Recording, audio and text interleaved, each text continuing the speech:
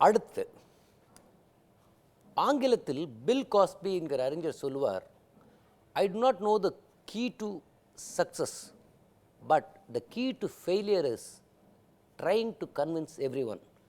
அதாவது வெற்றியின் திறவுகோல் எது என்று எனக்கு தெரியாது, ஆனால் எல்லோரையும் திருப்திப்படுத்த முயல்வது தான் தோல்விக்கான சாவி என்பார். ஆனால் எல்லோரையும் திருப்திப்படுத்தியும் வெற்றி காண முடியும் என்ற அந்த அறிஞனின் வாக்கை பொய்யாக்கிய ஒரு இயக்குனர் திரையுலகில் உண்டென்றால் அது இயக்குனர் எஸ்பி முத்துராமன். வணக்கம் சார்.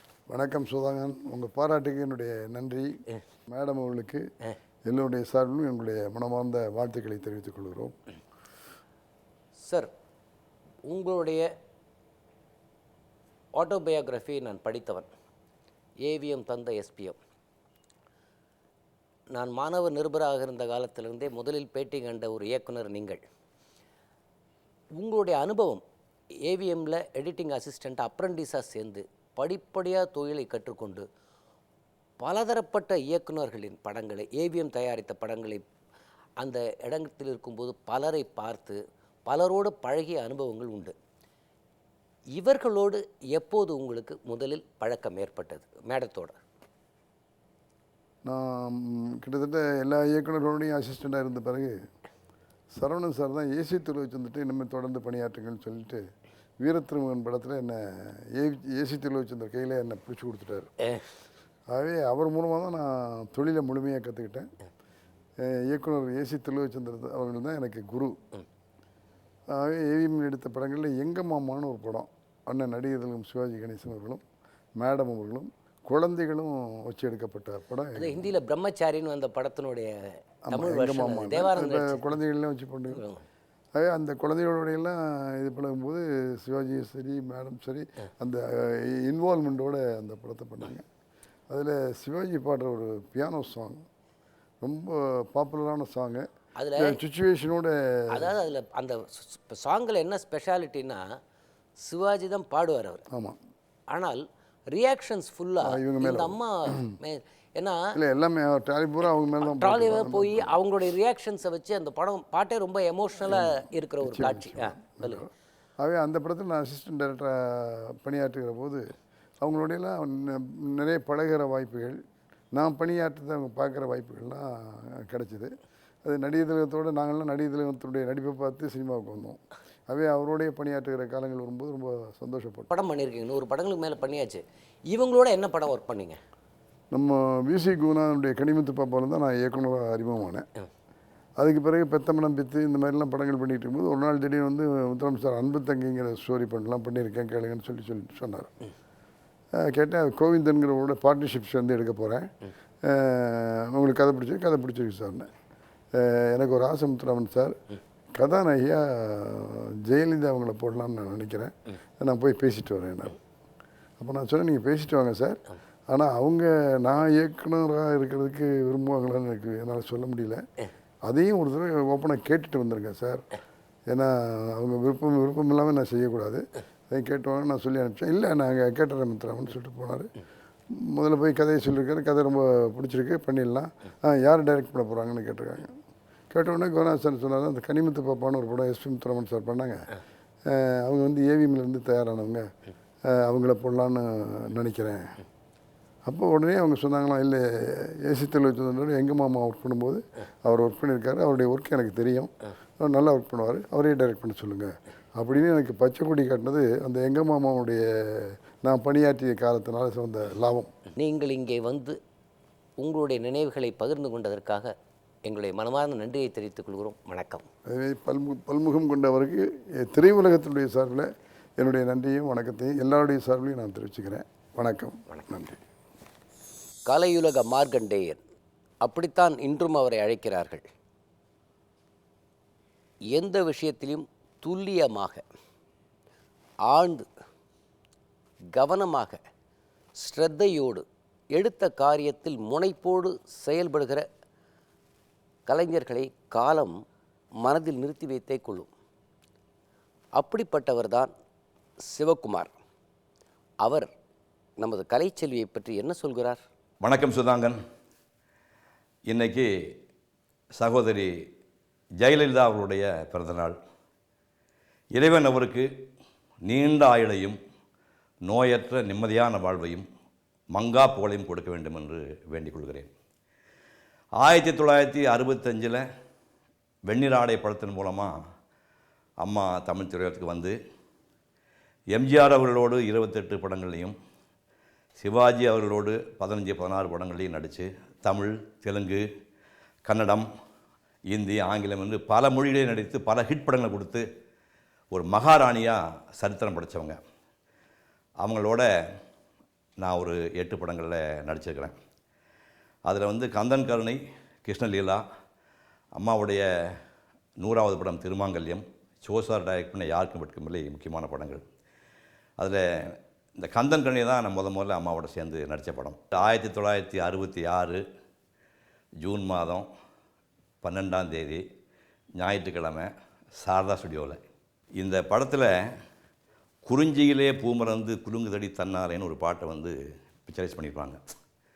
அதாவது ஒப்பனை இல்லாத ஒரு அழகு, உண்மையான இளமை, வணங்கத்தக்க அழகில் ஜெயலலிதா அம்மாவை பிக்சரைஸ் பண்ணியிருப்பாங்க. சினிமாவுக்கு அவங்க வந்து கிட்டத்தட்ட 1 வருஷம் தான் ஆகுது. 1 வருஷத்துக்குள்ள மாஸ்கில் 2 வேஷம் பண்ணுறது சாதாரண விஷயம் இல்லை. இதில் வந்து இந்த முருகன் வந்து திணைமூலத்தில் போய் வள்ளி சந்திக்கிற மாதிரி எபிசோடை வந்து ஒரே பாட்டில் கண்ணதாசன் அவர் எழுதியிருப்பார். அது அப்படியே வந்து குறி சொல்லக்கூடிய குரத்தையாகவும் அம்மாவை நடிப்பாங்க, வள்ளியாகவும் நடிப்பாங்க. அந்த 2 கையெல்லாம் மிக்ஸ் பண்ணுற விஷயமெல்லாம் பண்ணி அந்த பாட்டு பாடி டான்ஸ் ஆடுற மாதிரி பாட்டை முடிச்சிருப்பாங்க. வண்ணமுகம் கொண்டு வில்லொன்று கை கொண்டு மானை தூரத்திடும் வேடன் கண்கள் மான் உன்னையே வந்து நாடும்.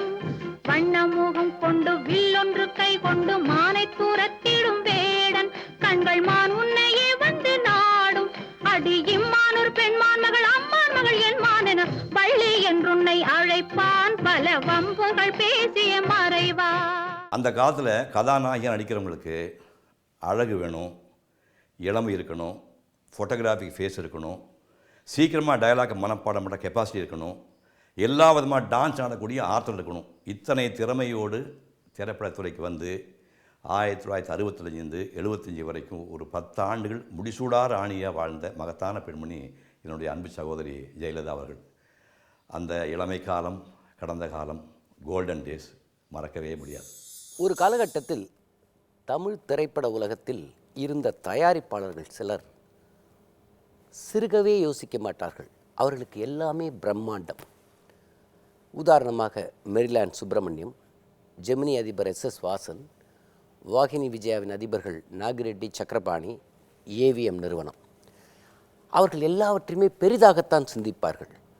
அதற்கு பிறகு தமிழ் திரைப்பட உலகில் இப்படி ஒரு தயாரிப்பாளர் கிடைப்பாரா என்று திரைப்பட உலகம் இயங்கிக் கொண்டிருந்த காலத்தில் யார் என்கிற படத்தின் மூலம் இவர் திரைப்பட உலகத்திற்கு பிரவேசம் செய்தார். இவருக்கு சொந்தமாக ஸ்டுடியோ இல்லையே தவிர இவருமே எல்லாவற்றையுமே பிரம்மாண்டமாக சிந்திப்பார். ஒரு தயாரிப்பாளர் 80களுக்கு பிறகு சினிமாவில் நிலைத்து நிற்பதே கஷ்டம். ஆனால் 33 படங்கள் எல்லாமே பிரம்மாண்டமாக எடுத்து விளம்பர யுக்தியில் தனக்கென்று ஒரு தனி பாணியை நிறுவிக்கொண்டவர் இன்றைய தமிழ் திரைப்பட தயாரிப்பாளர் சங்கத்தின் தலைவர் கலைப்புலி தானு அவர்கள். வணக்கம் சார். இந்த திரையுலகத்துக்கு இன்றைய நாங்கள் சுதந்திர காற்று சுவாசித்து கொண்டிருப்போம் என்றால் அதற்கு புரட்சித் தலைவி அம்மா அவர்கள் தான் காரணம். இந்த இனிய நன்னாளில் எங்களுடைய வாழ்த்துக்கள் என்பது, வற்றாத நதியே வளமான தென்பதியே கற்றாரை மதிக்கும் கவி போற்றும் தலைவியாம் பொற்றாமரை குலத்தில் புகழ் மனம் பூத்த அம்மா, நீங்கள் வையகம் தழைக்க வாழ்க, வாழ்வெல்லாம் செழித்து வாழ்க, வளமோங்க நலமோங்க பலமோங்க வாழ்க. உங்களுக்கு தேகபலம் பாதபலம் ஆயுள் பலம் அத்தனையும் கூடட்டும். உலக தமிழர்களின் சார்பாக எங்கள் வாழ்த்துக்களையும் வணக்கங்களையும் தெரிவித்துக் கொள்கின்றோம். சார், அதாவது நீங்கள் சினிமாவிற்குள் தயாரிப்பாளர் நுழைந்த காலகட்டத்தில் அவர் இல்லாதது தான் உங்களுடைய துரதிர்ஷ்டம்னு நினைக்கிறேன். முதல்ல நீங்கள் எப்போ அவங்கள பார்த்தீங்க? கிட்டத்தட்ட ஒரு 35 வருடங்களுக்கு முன்னால் கற்பகம் ஸ்டுடியோ, அந்த ஸ்டுடியோவில் வந்து ஒரு பார்வையாளனாக வந்து நான் வந்து ஷூட்டிங் பார்க்க போகிறேன். அன்றைய தினம் ஆரம்பிக்கப்பட்ட படம் வந்து தேவன் கோவில் மணியோசை. பிஆர் சோமு தான் இயக்குறாரு. அந்த ஒரு பாடல் காட்சி, அந்த பாடல் காட்சி அன்றைக்கு பார்த்து 35 வருடத்துக்கு முன்னாடி நான் பார்த்த அந்த பாடல் காட்சின்னு என் மனசில் இருக்குது. புரட்சித் தலைவி அம்மா அவர்கள் வந்து ஒயிட் ட்ரெஸ்ஸில் அப்படி வந்து நிற்பாங்க. அவரை நோக்கி பாடல் வரும். தங்கரதமே தேன் கிண்ணமே மஞ்சள் முகமே மை வண்ணமே புதிய உலகம் பிறக்கும். புதிய உலகம் பிறக்கணும் போது அவர் ஒரு ஒரு ஒரு ஒரு ட்ராவல் ஆகி அப்படி வந்து நிற்கும்போது ஒரே கிளாப்ஸ், அந்த ஃபர்ஸ்ட் ஷாட். அதுக்கப்புறம் முடிஞ்சு அந்த சேரில் உட்காந்து ஒரு ஆங்கில புத்தகம் படித்த அந்த காட்சி தான் என் மனசில் இன்னும் நிற்குது. அதாவது அது தேவன் கோயில் மணியோசை வந்து அந்த சாங் ரொம்ப பிரபலம். அதை வைத்து கொண்டு தான் அந்த டைட்டிலே வைக்கப்பட்டது. சிவாஜி சார் இவங்களும் நடித்தது. துரதிருஷ்டவசமாக அந்த படம் வராமல் போனது தான் பெரிய துரதிருஷ்டம். அதற்கு பிறகு நீங்கள் தயாரிப்பாளரான பிறகு இவரை எப்போ சந்திச்சிங்க? நிறைய சம்பவங்கள் இருக்குது. நான் ஆலவந்தான் படம் எடுத்தும்போது ஒன்று சந்திச்சிருக்கிறேன். நிறைய சம்பவங்கள் இருக்குது.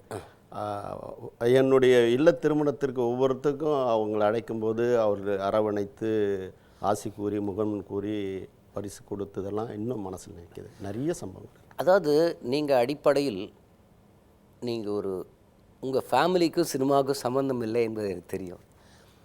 ஆனால் ஒரு சினிமா ரசிகனாக இருந்து முதலில் பழைய படங்களை விநியோகம் செய்து அதுக்கப்புறம் தான் தயாரிப்பாளராக நீங்கள் ஒரு ரசிகனாக, அவங்க ஒரு ஆர்டிஸ்ட்டு, ஒரு ரசிகனாக உங்களுக்கு பிடித்த படங்கள் என்ன? நிறைய படங்கள் இருக்குது. எங்கிருந்தோ வந்தால் சொல்லலாம். உதாரணத்துக்கு சொல்லப்போனால் அடிமைப்பெண் சொல்லலாம்.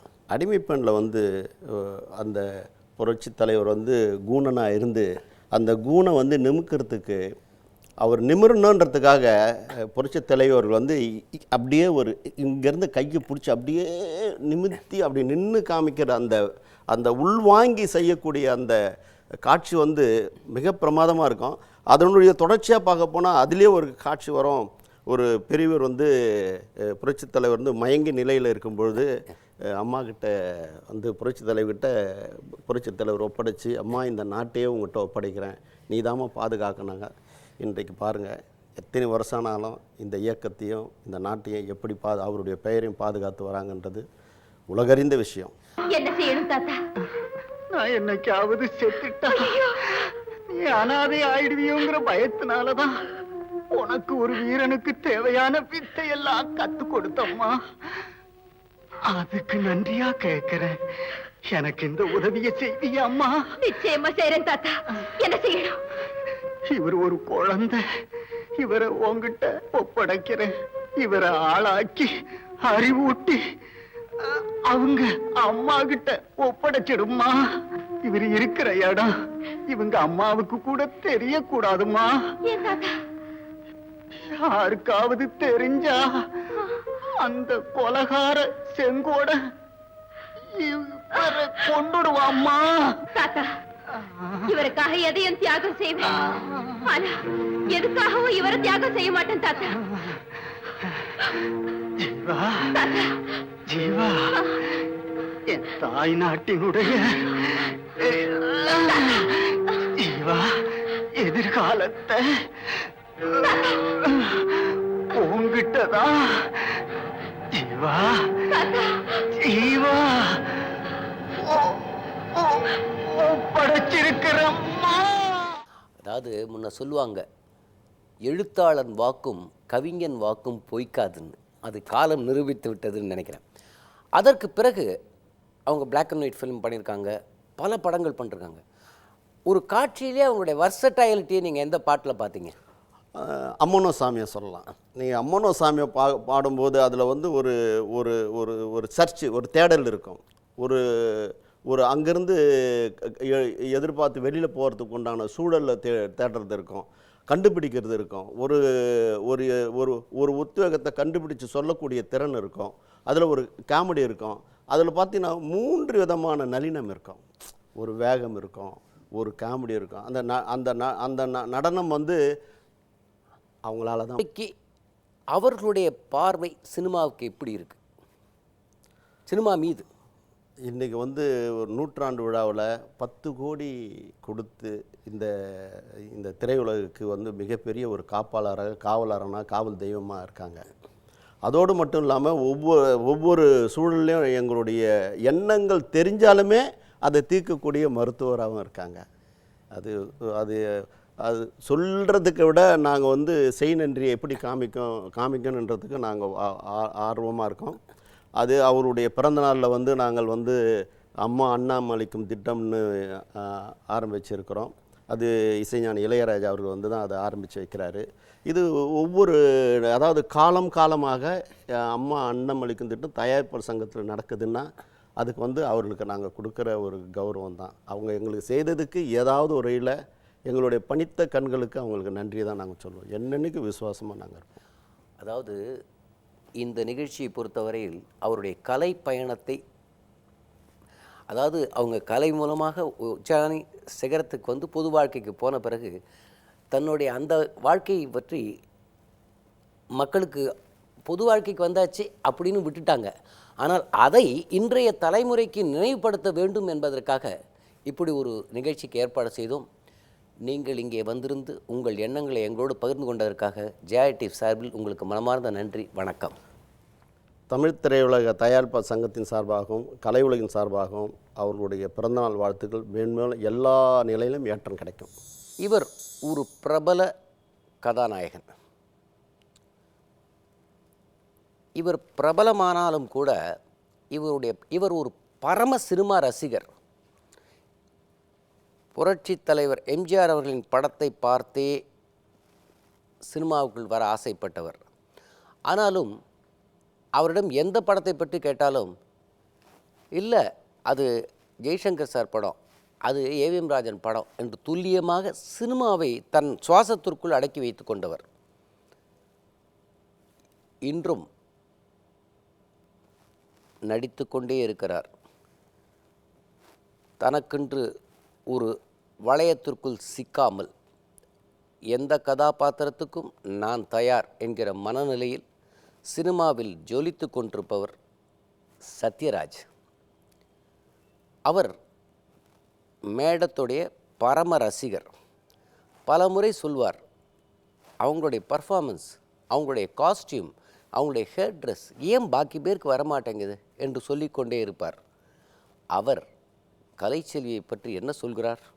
புரட்சி தலைவி, மக்கள் முதல்வர் ஜெயலலிதா மேடத்துக்கு என்னுடைய இனிய பிறந்தநாள் வாழ்த்துக்கள். ஜெயா டிவிக்கும் சுதாகன் சாருக்கும் நான் எனக்கு ஒரு மிகப்பெரிய நன்றி சொல்லிக்கிறேன். ஏன்னா இது வரைக்கும் புரட்சி தலைவி வாழ்த்தியிருக்கேன், தமிழக முதல்வரை வாழ்த்தியிருக்கேன், அவங்கள பற்றி பேசியிருக்கேன், மக்கள் முதல்வரை பற்றி பேசியிருக்கேன். ஆனால் கலைச்செல்வி ஜெயலலிதா அவர்களை பற்றி பேசக்கூடிய வாய்ப்பே கிடைக்கல.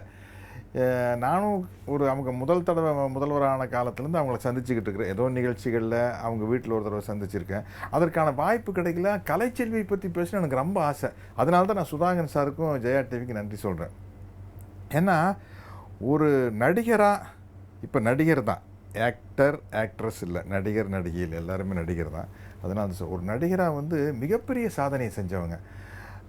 இப்போ அவங்க நடித்த காட்சிகளை பற்றி நிறையா சொல்லிக்கிட்டே போகலாம். அவ்வளோ அற்புதமான காட்சிகள் அவங்க நடிச்சிருக்காங்க. யாரும் சொல்லாத ஒரு விஷயத்தை சொல்லணும் அப்படிங்கிறது எனக்கு ரொம்ப ஆசை. ஏன்னா நான் இப்போ ஒரு நடிகராக இருக்கிறதுனால இப்போ நம்ம என்னென்னா நடிக்கும்போது உணர்ச்சி வசப்பட்டு நடிப்போம். ஆனால் டைரக்டர் ஸ்டார்ட் கேமரா ஆக்ஷன் ஒன்று நடிப்போம், கட்னு ஒன்று அப்படியே அதுலேருந்து வெளியே வந்துடுவோம். இப்போ உதாரணத்துக்கு ஒரு காதல் காட்சின்னு வச்சுங்களேன். நான் உன்னை மனசார காதலிக்கிறேன், சத்தியமாக சொல்கிறேன், நீ இல்லாமல் என்னால் வாழவே முடியாது, கட். அப்புறம் சார் இன்றைக்கி சாயந்தரம் எத்தனை மணிக்கு வரைக்கும் சார் ஷூட்டிங்கு அப்படின்னு இயல்பாயிருப்போம். அதை அழகாக பண்ணியிருப்பாங்க. இந்த சுமதி என் சுந்தரையில் ஒரு ஆலயமாகும் மங்கை மனதுன்னு ஒரு பாட்டு, அதில் சஸ்பென்ஸ் ஆரம்பிப்பாங்க. அவங்க அந்த படத்தில் ஒரு திரைப்பட கலைஞர். என்ன ஆரம்பிக்குன்னா, ஒரு கணவனுக்கு பணிவிடை செய்யும் ஒரு நாணமுள்ள மங்கை அப்படிங்கிற மாதிரி அந்த பாட்டு ஆரம்பித்து போகும். ஆரம்பித்து போயிட்டே இருக்குது. திடீர்னு ஷூட்டிங்கில் கீழே ஏதாச்சும் தடுக்கி விட்ரும். சில சமயத்தில் ஆலயமாகும் பாட்டிருப்பாங்க. Sorry, one more. அதாவது அந்த சேஞ்ச் ஓவர் அவ்வளோ அழகாக பண்ணியிருப்பாங்க. அது ஒரு சராசரி ரசிகர்களை விட ஒரு சினிமாவில் நடிச்சிட்டு இருக்கிற என்ன மாதிரி ஆட்கள் இந்த டேக் தான் ஓகே. சொல்லுங்க ஓகேயா? Very good very good. அது மாதிரி எங்கிருந்தோ வந்தார். அதாவது இதை விட காம்ப்ளிகேட்டடாக ஒரு கதாபாத்திரமே இருக்காதுங்க. ஒரு ஒரு பைத்தியம் கதாநாயகன் நடிகர் திலகம் சிவாஜி சார் வந்து அதில் ஒரு பைத்தியம், நல்லவன், ரொம்ப நல்லவன், பைத்தியம். அவங்கள பராமரிக்கிறதுக்காக வர்ற ஒரு பெண்மணி ஜெயலலிதா மேடம். வந்து ஒரு காலகட்டத்தில் ஒரு சிச்சுவேஷனில் அவங்களால வந்து பாலியல் பலாத்காரத்துக்கு ஆளாகிறாங்க. இப்போது அவருக்கு பைத்தியம் தெளிஞ்சிருது. கிளைமேக்ஸில் பைத்தியம் தெளிஞ்சு இப்போது இந்த இன்சிடெண்ட்டை அவங்ககிட்ட சொல்லணும்னா எப்படி சொல்கிறது? ஏன்னா இப்போ அவருக்கு எதுவுமே ஞாபகம் இல்லை. அவ்வளோ ஜென்டில்மேனாக இருக்கார். அவருடைய பைத்தியம் தெளிஞ்சதுக்கப்புறம் வந்து அவ்வளவு ஒரு நல்ல மனசுள்ள ஒரு நபராக இருக்கார் நடிகர் தினம். போய் இவங்க வந்து அப்போ அவர் ஒரு கவிதை சொல்லுவார். அந்த கவிதையை இவங்க ஞாபகப்படுத்தியில் சிவாஜி சார் வந்து மீதி கவிதையை அப்படியே சிரிச்சுட்டே சொல்லுவார். ஏற்றி வைத்த தீபம் ஒன்று என்ன, அப்படி ஆரம்பிக்க அந்த கவிதை. அந்த கவிதையை சொன்ன ஆரம்பிச்சோன்னு இவங்களுக்கு ரொம்ப சந்தோஷமாக இரு. ஏன்னா அந்த கவிதையை ஞாபகம் வந்தால் தன்னை அவர் கெடுத்ததும் ஞாபகம் வந்துடும் அப்படின்னு அப்படிம்பாங்க. எல்லாம் ஞாபகம் வருதா அப்படிம்பாங்க.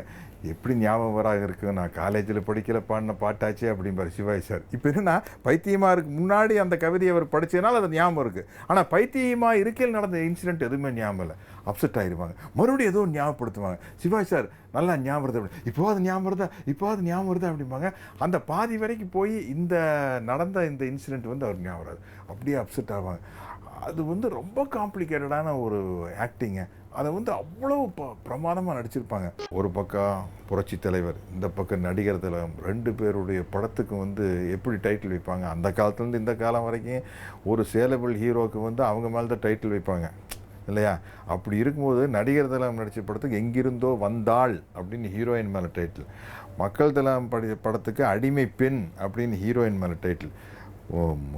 வந்தாளே மகராசி, முத்துச்சிப்பி. இந்த அளவுக்கு வந்து அன்னைக்கு மக்கள் திலகம் நடிகர் திலகம் காலகட்டத்தில் வந்து ஒரு ஹீரோயின் மேலே டைட்டில் வைக்கிற அளவுக்கு இவங்களுடைய ஆக்டிங் டேலண்ட் இருக்குது. அதே மாதிரி மேஜர் சந்திரகாந்த், ஐயோ என்ன பெர்ஃபார்ம் பண்ணியிருப்பாங்க. அதெல்லாம் வந்து சொல்லிக்கிட்டே போகலாம். அவங்க எனக்கு இன்றைக்கி என்ன சந்தோஷம்னா கலைச்செல்வியை பற்றி பேசுறதுக்கான வாய்ப்பு, கலைச்செல்விக்கு பிறந்தநாள் வாழ்த்து சொல்கிறதுக்கான வாய்ப்பு கிடைச்சது வந்து எனக்கு ரொம்ப மகிழ்ச்சியாக இருக்குது. நேயர்களே, காவிரி தந்த கலைச்செல்வியின் அற்புதமான பயணத்தை பல தகவல்களோடு, பல கேளிக்கைகளோடு, பல திறமையின் வெளிப்பாடுகளை வெளிச்சம் போட்டு காட்டும் இந்த நிகழ்ச்சி நீங்கள் கண்டு களித்து மகிழ்ந்திருப்பீர்கள் எங்களுக்கு தெரியும். மீண்டும் உங்களை அடுத்த நிகழ்ச்சியில் சந்திக்கிறேன். வணக்கம்.